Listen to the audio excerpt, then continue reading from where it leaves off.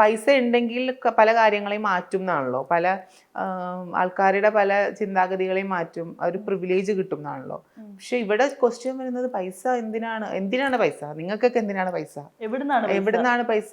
And അതിന്റെ ഇൻഡെപ്തിലേക്ക് ചെന്ന് കഴിഞ്ഞാൽ ഗ്രാസ് റൂട്ടിൽ അവർ ചിന്തിക്കുന്നത് എന്താണ്, റിയൽ ചോദ്യം എവിടുന്നാണ് എന്നതിലുപരി നിനക്കൊക്കെ എന്തിനാ എത്ര പൈസ, നീയൊക്കെ എന്തിനാ എത്ര നന്നായി ജീവിക്കുന്നത് എന്നുള്ള ഒരു അർത്ഥമാണ് ഉള്ളത്, ഇന്നർ മീനിങ്. മനസ്സിലായി. ഇപ്പൊ ഈ നമ്മൾ വിവേചനത്തിന്റെ കാര്യം പറഞ്ഞു. ഇപ്പൊ ഏറ്റവും റീസെന്റ് നടന്ന സംഭവമാണ് ഈ പറയുന്ന ബില്ലിന്റെ ഇഷ്യൂ.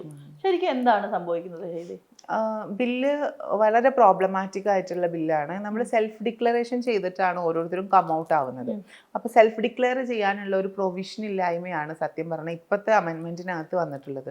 ഈ പറഞ്ഞ അതിനെ സപ്പോർട്ട്, ഈ ബില്ലിനെ അനുകൂലിക്കുന്നവർക്ക് പോലും അവർ വൺസ് അത് സെൽഫ് ഡിക്ലെയർ ചെയ്ത് വന്നതുകൊണ്ട് മാത്രമാണ് അവർക്ക് ആ ഫ്രീഡത്തോടു കൂടി ട്രാൻസിഷൻ ചെയ്യാൻ പറ്റിയത്. കുറച്ചുകൂടെ ക്ലിയർ ആയിട്ട് ഇപ്പോൾ നമ്മുടെ ഓഡിയൻസിന് മനസ്സിലാവുന്ന രീതിയിൽ പറയുകയാണെങ്കിൽ, ഇപ്പം അതിനകത്ത് പറഞ്ഞിട്ടുള്ളത് ഏതെങ്കിലും ഒരു കൾച്ചറൽ ഐഡന്റിറ്റിയുടെ ഭാഗമാകണമെന്നാണ്.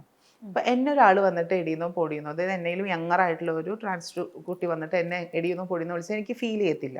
പക്ഷെ അങ്ങനെ എടിയുന്നോ പൊടിയുന്നോ വിളിച്ചത് ഭയങ്കര ആ കുട്ടി ചെയ്ത ക്രിമിനൽ ഒഫൻസ് എന്നുള്ള രീതിയിൽ ട്രീറ്റ് ചെയ്യുന്ന ഒരു ഗ്രൂപ്പ് ഓഫ് ആൾക്കാരുടെ ഇടയിലേക്ക് നമ്മൾ അവരിൽ ഒരാളാണെന്ന് പ്രൂവ് ചെയ്താൽ മാത്രമേ നമ്മൾ ഇവിടെ എക്സിസ്റ്റ് ചെയ്യുന്നുള്ളൂ എന്ന് കാണിക്കുന്ന രീതിയിലുള്ള ബില്ലാണത്.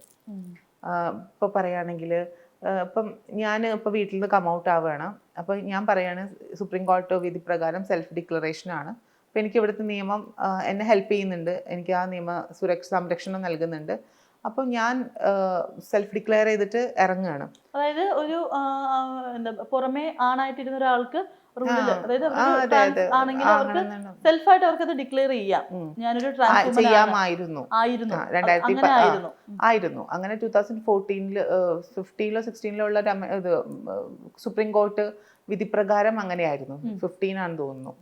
അപ്പോൾ സെൽഫ് ഡിക്ലറേഷൻ ആണ് ഒരാളുടെ ഐഡന്റിറ്റി തീരുമാനിക്കുന്നത്. പക്ഷേ ഇപ്പം മെഡിക്കൽ ബോർഡിലേക്ക് അത് സ്വിച്ച് ചെയ്യുമ്പോൾ മെഡിക്കൽ ബോർഡിന്റെ മുന്നിൽ പോയിട്ട് നമ്മളിങ്ങനെ പ്രദർശന വസ്തുവായിട്ട് നിന്നിട്ട് അവരെ കൺവിൻസ് ചെയ്യണം.